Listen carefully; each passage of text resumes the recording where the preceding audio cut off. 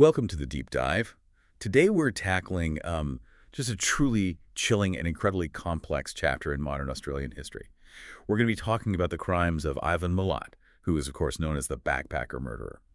And our mission with this deep dive is, I think, a crucial one. We really have to move beyond just the headlines, the basic facts that you might already know. Right. We want to get into the analytical core of the source material. The goal here is to give you a really comprehensive understanding of Milat himself, his history of violence, which started very young, the methodical modus operandi of his attacks, and some of the systemic factors that shaped this case. Yeah, both in the investigation and frankly in the legal failures that came before. Exactly. For this, we're drawing on a huge range of sources: historical accounts, investigative reports, biographical details that cover not just the 7 murders he was convicted of, but also the really unsettling number of suspected additional crimes. And before we go any further, I think it's important we acknowledge the profoundly tragic nature of what we're about to discuss. We're handling this story with the utmost respect for the victims. Absolutely. These were 2 men and 5 women whose lives were just brutally stolen, and for their families who have had to endure decades of pain. So to set the scope for you, the core facts are these. Between 1989 and 1992, in New South Wales, Ivan Milat abducted, assaulted, robbed, and murdered 7 people. And his strategy was based on deception. He'd offer a ride to hitchhikers, mostly travelers, along the very busy Hume Highway. But then he would divert them into the Belanglo State Forest, an isolated, desolate place that became his personal killing ground. Okay, so let's try to unpack how this all began by looking at Milat's background. He was born Ivan Robert Marko Milat in 1944. He was the 5th of 14 children. 14. The father, Stephen, was a Croatian immigrant, and his mother, Margaret, was Australian. And you have to understand, this family environment was shaped by really significant poverty. Initially, they were on a rural farm outside Sydney. Right. So a lot of isolation. A lot of isolation and a setting that it instilled a certain toughness, but also a real familiarity with weapons. The family later moved to a suburb of Sydney, to Liverpool. And while some sources say the parents were conscientious, tried to get their kids, 10 of whom were boys, in education, the home itself was incredibly volatile. It was. The father, Stephen, was known to have a really severe temper, and it was made much worse by alcoholism. And this is maybe the most chilling part, that predictive element. Many of the 10 Milat boys were already on the radar of local police. Petty crimes, some minor violence. Right, and they were all accustomed to handling knives, handling firearms. They practiced shooting in their own yard. It was just part of the fabric of their lives. So this culture of weapons and aggression was completely normalized for them. For Ivan Milat specifically, this dangerous antisocial behavior started remarkably early. He showed signs that analysts would later look back on and identify as, severe psychopathy. At what age are we talking? Age 13. His violent tendencies were already so pronounced, specifically attacking animals, sometimes with machetes, that he was sent away to a residential school. It was an attempt to curb this behavior. And it seems like that intervention did very little to change his path. His early life just became a cycle of escalating crime. It did. By 17, he's already in juvenile detention for theft. At 19, he's involved in a shop break-in, and this pattern of being in and out of prison just continued relentlessly through the mid-1960s. Can you just run us through that early record? Sure. In 1964, he gets 18 months for breaking and entering. Within a month of getting out, he's arrested again, this time for driving a stolen car. That gets him 2 years of hard labor. And then again? And then again. By 1967, he's only 22, and he's back inside for another 3 years for theft. So he's establishing this critical pattern of recidivism. He just cannot function in normal society. This is where the analysis gets particularly chilling, I think, because we have to look at the attack in April 1971. This incident, it's not just another crime. It's almost a perfect dress rehearsal for what he would do 20 years later. It's the exact blueprint. He's 27 years old in April 1971. He uses the exact same methodology. He abducts 2 18-year-old female hitchhikers near Liverpool railway station, threatens them with a knife. He then rapes one of the victims. But the victims, with just incredible presence of mind, they managed to get away. They did. Milat stopped at a petrol station cafe, and they saw their chance, and they fled. He was arrested that same day. He was charged with 1 count of rape and 2 counts of armed robbery. And really, that should have been it. That should have been the end of his violence. But it wasn't. The legal system, tragically, failed at this critical moment. While he's awaiting trial, Milat does something bizarre and incredibly manipulative. He fakes his own suicide. He leaves his shoes strategically placed at the gap. And for anyone who doesn't know, the Gap is a notorious suicide spot in Sydney. It's known for its high cliffs, so the location choice is highly significant. Oh, it's not just an attempt to escape. It's a calculated theatrical effort to convince everyone he's dead. He's leveraging the tragedy of that location to buy himself time and, stop the search. It's manipulative genius in a dark way. It worked. He successfully fled, lived on the run for 2 years, Queensland, Victoria, even New Zealand. He reportedly would sneak back into Sydney sometimes using a fake passport. So how was he eventually caught? He was only rearrested in 1974. He came back because his mother had a heart attack. So even with the victims identifying him, the evidence of the abduction, the charges just failed at trial in 1974. We have to pause on this. Why did the prosecution collapse? Well, there were a few factors at play, and they really reflect the deficiencies of legal and forensic systems of the early 70s. For one, Milat had the full aggressive backing of his huge family. And they hired a pretty notorious lawyer, didn't they? They hired John Marsden, a highly influential Sydney lawyer known for his tenacious, sometimes ruthless defense tactics. And what was Marsden's strategy? He successfully used the long 2-year delay between the crime and the trial, a delay caused by Milat himself, of course, to basically erode the credibility of the victim's testimony. He argued against the reliability of their identification after so much time had passed. So that delay, which Milat engineered, combined with an aggressive lawyer who knew how to exploit the system's weaknesses. That was the difference between him going to prison and him walking free. It was, and that was a tragic turning point that would end up costing so many lives. After his acquittal, Milat gets what becomes a really important professional cover. Around 1975, he starts working on and off for the Roads and Traffic Authority, the RTA, for the next 20 years. And this wasn't just a job for him. It was the perfect vehicle for his future crimes. Let's really elaborate on that. Yeah. Why was the RTA job so crucial to him? It gave him two things: mobility and plausible deniability. The RTA had him working on remote sections of highways. That meant extensive travel and a deep, intimate knowledge of isolated bushland areas, especially along the major transit corridors out of Sydney. And it would also give him a reason to have certain items in his vehicle. Exactly. It gave him access to heavy-duty vehicles and a legitimate reason to be carrying tools, ropes, maybe even weapons that wouldn't raise immediate suspicion. This geographic freedom was the crucial prerequisite for the scale of the backpacker murders. And even during his time with the RTA, the pattern of violence continued. That acquittal clearly didn't deter him at all. Not in the slightest. There's the uncharged 1977 attempted rape and murder of 2 women who were hitchhiking from Liverpool to Canberra. And that 1977 incident, even though it didn't lead to charges, it just reinforced the emerging MO. It's the same pattern, targeting female hitchhikers on major highways leading out of Sydney. It confirmed this consistent, escalating predatory behavior that spanned the entire 1970s and 80s, long before anyone had ever heard of Belanglo State Forest. So now we have to turn to that period, the horrific period that defined his identity. The Belanglo State Forest murders from 1989 to 1992. And the victims, they were young, often international backpackers, all relying on hitchhiking to see the country. The location itself is so important to visualize. Belanglo is this dense, rugged pine forest about 15 kilometers southwest of Berrima in the Southern Highlands. It's remote. Very remote. It's easy to get lost in, and critically, it's accessible right off the Hume Highway, which is the main road connecting Sydney and Melbourne. For a killer, it was both a hunting ground and a perfect, isolated disposal site. Let's detail the timeline of the disappearances. It starts in 1989. That year, we lose 2 Australians, Deborah Everest and James Gibson. Both were 19. They went missing on December 30th. They'd left Sydney and were planning to hitchhike south to a festival near Albury. They just vanished. And then, in 1991, the pattern seems to go international. It does. A German national, Simone Schmidl, who was 20, disappeared on January 20th. She was hitchhiking from Sydney to Melbourne. Later that year, on Boxing Day, December 26th, a German couple, Gabor Neugebauer, 21, and Anja Habschied, 20, they disappeared after leaving their hostel in King's Cross.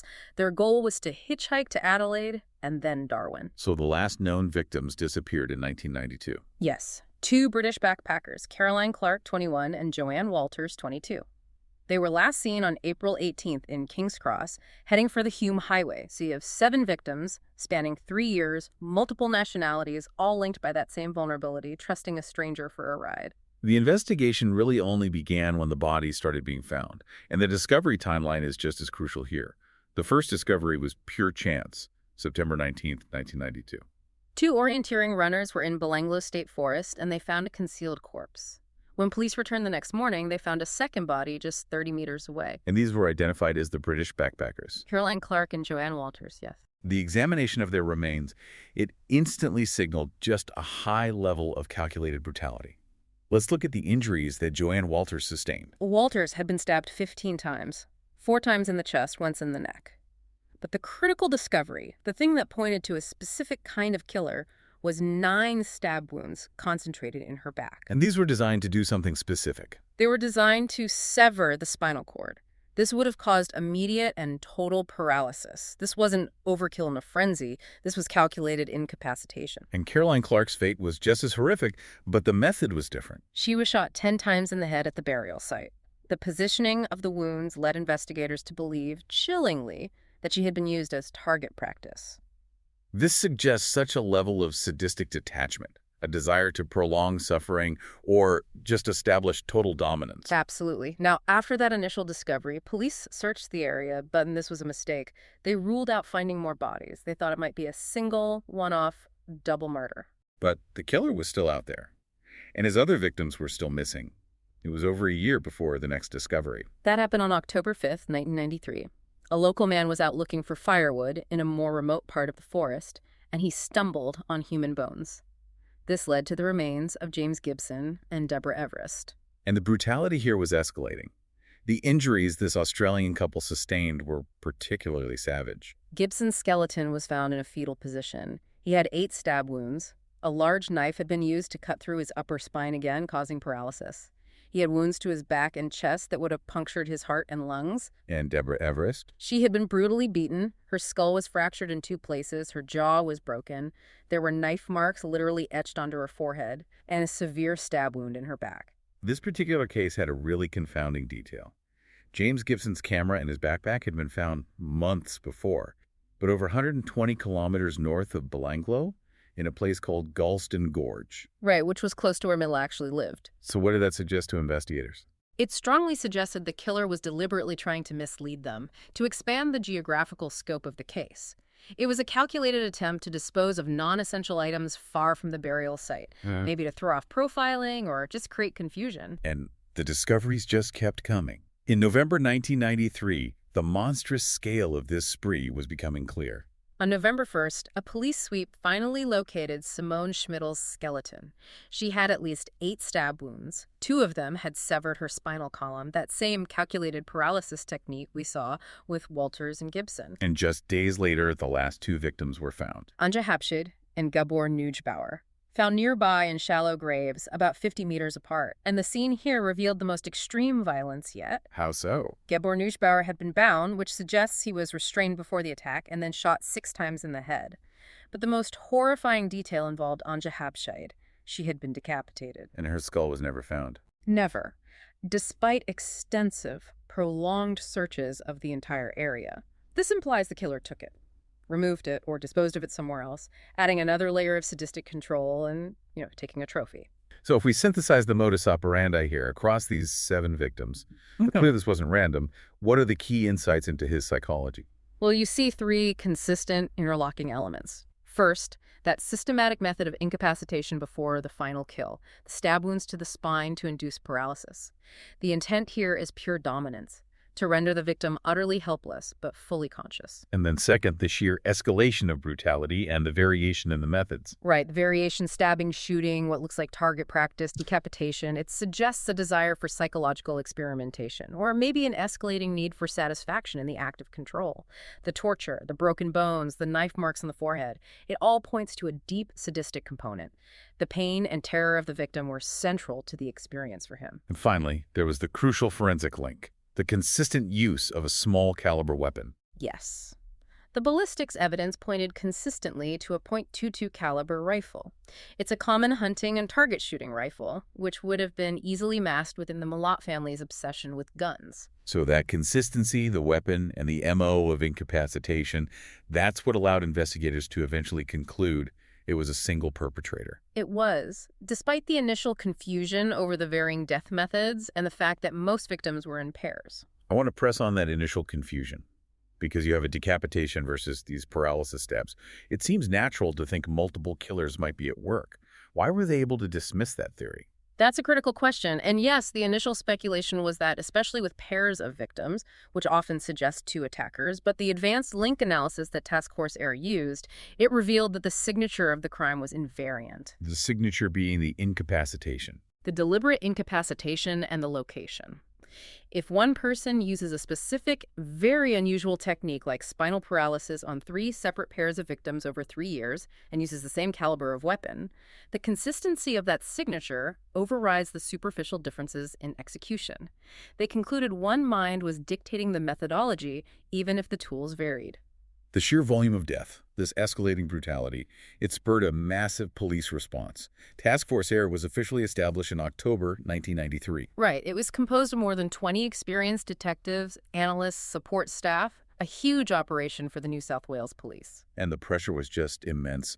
The fact that an unknown killer was preying on international travelers created a diplomatic issue and just severe panic. Of course, and the government amplified that urgency. The reward for information was increased to a staggering $500,000 in November 1993. So Task Force Air had this enormous challenge. Hundreds of suspects, hundreds of tips. How did they get from a vague list of 230 suspects down to a manageable few? They used sophisticated link analysis technology. This meant cataloging every single detail: vehicle descriptions, witness sightings, known movements of persons of interest, weapon types, and that unique MO and cross-referencing everything. Yeah, that systematic approach worked. It allowed them to filter that massive list down to a much shorter, highly focused list of just 32 individuals. And that process eventually led them to zero in on the Milat family. And this is where the investigation finds its crucial turning point. A breakthrough that came from the survival of one man, Paul Onions. Yes. A 24-year-old British backpacker. He contacted police from the UK on November 13, 1993. His account, from all the way back in 1990, was the linchpin that tied Ivan Milat directly to that hunting ground. Onions' incident is just an exact blueprint of Milat's predatory behavior, but this time the victim got away. Exactly. On January 25, 1990, Onions was hitchhiking south from Liverpool Station. He accepts a ride from a man who introduces himself as Bill near Casula, which is less than a kilometer from Milat's base of operations on the Hume Highway. Can you recount the confrontation? It's terrifying. As they drove south, near Mittagong, which is very close to the Belanglo turnoffs, the man, Bill, suddenly pulls out a revolver and some rope. A revolver in the car. Right. And he announces he's going to rob Onions. The resourcefulness and the sheer luck of Paul Onions in that moment is incredible. It really was. He managed to get out of the vehicle and just run. As he ran, Bill fired at him multiple times. Onions ran onto the highway and flagged down a passing motorist, a woman named Joanne Barry. And together they went to the police. They drove straight to the Barrel police station and filed a detailed report, a description of the assailant and his specific vehicle. And this report, filed years earlier, this was the gold standard for the investigation. It was. Task Force Air detectives rediscovered that statement in April 1994. And the meticulous detail, the description of Bill, the silver Nissan Patrol four-wheel drive, the location, it was all corroborated, not just by Joanne Barry, but also by an acquaintance of Milat who recognized the description as Ivan Milat. So after that identification, police surveillance on Milat's house began. It did, in February 1994, so several months before the arrest. And that surveillance, plus the parallel investigation, it revealed some critical forensic and circumstantial evidence. What were the key pieces of intelligence they gathered during that time? First, they discovered Milat had sold his silver Nissan Patrol shortly after the bodies of Clark and Walters were found. A highly suspicious, deliberate attempt to get rid of the murder vehicle. And what else? Second, the police did a meticulous analysis of his work records from the RTA, and they confirmed that Ivan Milat had not been working on any of the specific days that the known attacks occurred. So he was clearing his schedule. These were premeditated, not crimes of opportunity. Precisely.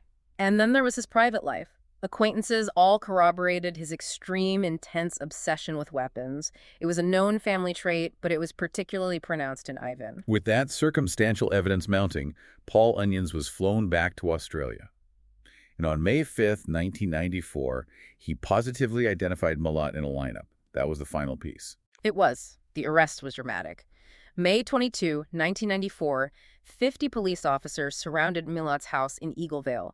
He was arrested immediately on the robbery and weapons charges from the Onions attack, which prevented him from getting inside and destroying any evidence. And the subsequent search of his home and the properties of his extended family, it just confirmed everything. The evidence was overwhelming. At his home, police found a cache of weapons, a .22 caliber Anschutz rifle, and critically, parts of a .22 caliber Ruger 1.22 semi-automatic rifle. And that model was identified as being consistent with the murder weapon. Through ballistics, yes. The unique striations on the bullets recovered from the victims matched. They also found a Browning pistol and a large Bowie knife. The fact that they found parts of the Ruger is significant. It suggests he tried to destroy it. It does. It implies he tried to dismantle the murder weapon to make it useless as evidence, but he failed to get rid of all the key components. The forensic work to match those fragments to the bullets was a real triumph of investigative science. But the most damning evidence, the thing that tied him directly to the victims, was recovering their personal belongings. Absolutely. Items belonging to several of the murdered backpackers, a camera, clothing, sleeping bags, camping equipment, they were all found in Milat's home. And not just his home. Right. And this is significant. Even more of the victims' possessions were found in the homes of his mother and 5 of his brothers. Which suggests what? It suggests Milat didn't just commit the crimes in a vacuum. He may have relied on his family, either for deliberate collaboration in hiding things, or at the very least an awareness of the crimes and a willingness to harbor stolen goods. It raised these really uncomfortable, enduring questions about just how much the Milat clan really knew. So Milat was officially charged with all 7 of the backpacker murders on May 31st, 1994. And despite the mountain of evidence against him, he remained just astonishingly confident he could beat the charges. That confidence, it came from this deeply narcissistic belief in his own superiority and a really cynical understanding of legal loopholes. After he was charged, he sacked his high-profile family lawyer, John Marsden. Right, the one who got him acquitted in '74. The very same one. He sacked him and chose to seek legal aid instead, believing he could outsmart the system himself. The trial began in March 1996. It was prosecuted by Mark Tedeschi in the Supreme Court of New South Wales, and it quickly became a media spectacle. Milat's defense strategy was simple if audacious. He argued all the evidence was purely circumstantial, and he tried to deflect the blame onto other members of his large, often criminal family, especially his brother Richard. And they also argued it was impossible for him to have done it all alone. Right, they pointed to the physical effort required to bury the bodies. But Milat's own bizarre comments revealed his mindset. In phone recordings made after the trial, he stated his defense position very clearly. What did he say? He said it wasn't his job to prove his innocence. It was up to the state to prove his guilt beyond a reasonable doubt. He honestly believed the circumstantial nature of the evidence would get him off, just like it did in 1974. But he really underestimated the thoroughness of task force error this time. And the power of the cumulative evidence. Despite his defense team's best efforts to introduce doubt, suggesting the knife wasn't the murder weapon or that the victim's possessions were planted, the sheer convergence of everything was just insurmountable. The victim's property, the weapon fragments, and the positive ID from Paul Onions. Exactly. It was just too much. After 18 weeks of harrowing testimony, the jury found him guilty. On all 7 counts of murder, July 27, 1996. He was sentenced to 7 consecutive life sentences without any possibility of parole, plus another 3 6-year terms for the crimes against Paul Onions. His time in prison started immediately, and it was marked by extreme violence and perpetual protest. On his very first day at Maitland Jail, he was beaten severely by another inmate. It was a preview of what was to come for him in maximum security, and he immediately started trying to manipulate the system from behind bars. In May 1997, he attempted a violent escape with another inmate, a man named George Savas. That escape attempt failed, and the aftermath was dark. Very dark. Savas was found hanged in his cell the next day. Whether it was suicide or something more sinister, it's still debated. But the incident secured Milat's reputation as a high-risk inmate, and he was transferred to the extreme security of Goulburn Correctional Center, or Supermax. And in Supermax, Milat became notorious for these dramatic, highly visible incidents of self-harm. He used them as desperate attempts to force attention onto his case. His manipulation was so calculated. In 2001, for instance, he swallows razor blades, staples, other metal objects. It forces medical intervention. It gets him media attention. Then in 2009, we see perhaps the most gruesome attempt. He cut off his own little finger. With a plastic knife. And his intention, unbelievably, was to mail the severed finger to the High Court of Australia to compel them to hear an appeal.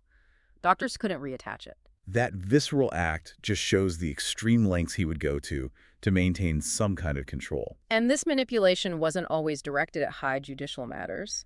In May 2011, in an almost comical contrast, he went on a 9-day hunger strike. He lost 25 kilograms. And what was he trying to get? A PlayStation 3 for his cell. He was unsuccessful. He was. And that blend of horrific violence, calculated manipulation, and almost juvenile entitlement, that's what defined his decades in prison. Milat's final days began in May of 2019. He was diagnosed with terminal esophageal cancer. He was transferred to Long Bay Correctional Center for palliative care, and he died there on October 27, 2019. He was 74. And what really defines his death is the complete lack of closure he provided. Absolutely. New South Wales police officers visited him 8 times in his final months. They tried everything, different teams of detectives, psychological approaches. They even played recorded interviews with the victims' families to try and get a confession. Or at least to find out where Anja Habshid's missing skull was. Right. But he steadfastly refused. He maintained his innocence right up until the end, adding one final act of cruelty to the families who just desperately wanted some resolution. There was one report, though, that he did admit it to one person. Only one. It was reported that he admitted responsibility for the murders only to his mother, who he had a very close dependent bond with, but that was years earlier before she died. It was a confession for his own psychological relief, not for public justice. Even in death, his arrogance was just on full display. He wrote a letter asking for the New South Wales government to pay for his funeral. A demand for the state to pay for him one last time. The request was rightly refused. His body was cremated and the costs were taken from the funds in his own prison account. That refusal to confess, especially in the face of death, it just raises this profound, unsettling question that has haunted this investigation from the very start. How many other victims are out there? We have to move into that shadow now, the shadow of other potential victims and the dark echoes within his own family. Because Task Force AIR always maintained that he committed far more than 7 murders. Always. The head of the task force, Clive Small, was adamant. Milat's job with the RTA gave him immense geographical mobility. He could work and travel across vast distances, not just New South Wales, but Queensland, Victoria, South Australia, even Western Australia. And the initial police investigation into cold cases that matched his profile and MO, it ran to 58 individuals. 58. People from the US, the UK, Germany, Italy, New Zealand, all linked by similar circumstances. Hitchhiking, disappearing near a major highway, bodies found in isolated bushland. His RTA job was the perfect cover. Commander Small identified at least 3 unsolved murders with a high possibility of being Milat's victims, based on an almost identical MO. And Milat's confirmed travel movements at the time, these are the cases that demand deeper scrutiny. Let's start with the earliest. It goes all the way back to 1971, right around the time he was acquitted for that first rape and abduction case, the case of Karen Rowland. Karen Rowland was 20 and pregnant. She vanished on February 26, 1971, in Canberra. Her car was found abandoned that evening. Her bones were discovered 3 months later in the Fairburn pine plantation. And the connection to Milat is substantial. It is. He was 26 and working for the Department of Main Roads, the precursor to the RTA. He drove frequently between Liverpool and Canberra for his job. And there was a damning anecdote. On the day after Rowland vanished, Milat allegedly boasted to his coworkers in Liverpool that he'd murdered someone and buried the body in the bush. He also reportedly drove a gold-colored Ford Fairmont, similar to a car seen chasing a woman matching Rowland's description. The MO, the timing, the location, it makes it a very strong candidate. Okay, the second high possibility case jumps forward to 1987, 2 years before the Belanglo spree officially began. This is Peter Letcher, 18 years old. Letcher was hitchhiking to his parents' home in Bathurst. He never arrived. His remains were found months later, in January 1988, near the Jenolan Caves, again an isolated, forested tourist area. And his death exhibits Milat's signature in extreme detail. It's a mirror image. Letcher was found handcuffed. He was shot 5 times in the head with a .22 caliber gun matching the Belanglo weapon type and stabbed repeatedly in the back. There were also signs of possible sexual assault. And there's a personal connection here, linking Milat's own life turmoil to the timing. There is. This murder happened shortly after Milat's wife, Karen, left him because of his domestic violence. She later confirmed that Ivan had taken her to that general area, the Belanglo State Forest, shortly before Letcher disappeared. It suggests a rage murder using the exact same MO he would perfect later in a place he knew well. The third case occurred right in the middle of his known killing spree. Diane Pinocchio, 29, disappeared on September 6, 1991. She was hitchhiking from Bungendore. Her body was found in the Talaganda State Forest 2 months later. And this case is arguably the strongest forensic link outside the 7 convictions. Because the MO is an exact match for the calculated cruelty we see at Belanglo. Pinocchio was found wrapped in pine branches, her clothes arranged in a way that suggested sexual assault. And what specifically links her death to that unique signature? The cause of death. A stab wound to the 7th thoracic vertebra designed specifically to cause paralysis. This is Milat's rare signature move. This murder happened between the killing of Simone Schmidl and the later murders of Neugebauer and Habscheid. It shows he was operating with consistency, using the same psychological technique, even outside of Belanglo. Beyond these 3, Task Force Air also investigated a cluster of unsolved disappearances in the Hunter region of northern NSW between 1978 and 1980. Right, focusing on 6 young women, Leanne Goodall, Robin Hickey, Amanda Robinson, Amanda Zolis, Annette Briffa, and Susan Eisenhood. The geographical and temporal links to Milat are undeniable. He was a road worker in that area for the RTA. Throughout the late 70s and early 80s, he was known to frequent local hotspots, including the Star Hotel, which is where one of the victims, Leanne Goodall, was last seen. And let's focus on Susan Eisenhood. She vanished in 1980. Her skeletal remains were eventually found in 1986 in the Coarac State Forest. Investigators managed to get Milat's RTA accommodation records. They placed him in Taree, repairing the Pacific Highway at the exact time of her disappearance. It confirmed his presence where a victim's body was dumped. And there was an inquest in 2001 into some of these disappearances. Yes, into Goodall, Hickey, and Robinson. And it specifically noted Milat's definite links to the Hunter region. When he was questioned about it, he maintained this chilling arrogance. He claimed he'd picked up maybe 15 hitchhikers, but never in that region. He even made a callous comment, questioning why a 14-year-old Amanda Robinson was roaming at midnight. But there wasn't enough for charges. Strong circumstantial links, but not enough proof. His MO seems to link him to cases all up and down the eastern seaboard. In Queensland, you have the 1972 case of Anita Cunningham and Robin Hoinville-Bartram. Hoinville-Bartram's body was found shot in the head with the exact type of .22 caliber rifle Milat favored. And a year later, in 1973, Gabrielle Jenke and Michelle Riley vanished hitchhiking from Brisbane to the Gold Coast. Riley's body was found in isolated bushland. Her clothing was disturbed, and branches had been intentionally placed over her body. This covering of the remains with bush debris. It's a strong echo of how he concealed his victims in Belanglo. The pattern even extends back into Sydney. 1978, Stephen Lapthorne and Michelle Pope disappear. A 2005 inquest concluded their deaths were homicides, and the coroner in that inquest identified Ivan Milat as the individual most likely to have killed the couple. And Milat's dark legacy, it tragically extends into his own bloodline. We know his marriage to Karen Duck ended in 1989, right as the murders began, because of his domestic violence. She called him gun crazy. And that violence echoed into the next generation. In 2010, years after Ivan's conviction, his great-nephew, Matthew Milat, committed a murder on his 17th birthday. In the same location. In the Belanglo State Forest. He murdered David Ochterlani with a double-headed axe, a terrifying crime that was audio recorded. It just cemented the forest's dark association with the Milat name. Matthew Milat got 43 years in prison. Finally, we have to revisit the earliest possible sign of his characteristic cruelty. The 1962 shooting of a taxi driver, Neville Knight. Milat was only 17. It was a robbery attempt. He was never caught. And Knight was left paralyzed from the waist down. Milat's brother, Boris, later told authorities that Ivan confessed this crime to him years later. And authorities noted the crucial, devastating MO similarity, the deliberate incapacitation or paralysis of the victim.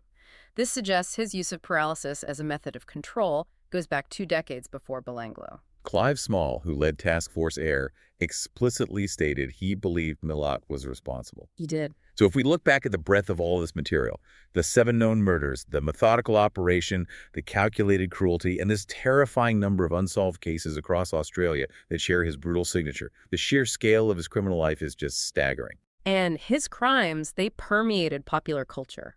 The Wolf Creek films, numerous books and documentaries. It speaks to the deep trauma he inflicted on the Australian psyche, the fear he instilled in travelers. Our analysis here really reveals that his conviction is likely just a fraction of the tragedy he actually caused. Which brings us to a final provocative reflection for you to consider. Given Ivan Milat's absolute geographical mobility from his job, his decades-long history of targeting hitchhikers, and the sheer volume of unsolved disappearances that match his brutal and unique pattern over 2 decades, what is the true comprehensive cost of the life and crimes of Ivan Milat? How many additional families across Australia are still waiting for an answer that he took with him to the grave? That remains a heavy, unanswered question for Australian authorities and for all the victims' families.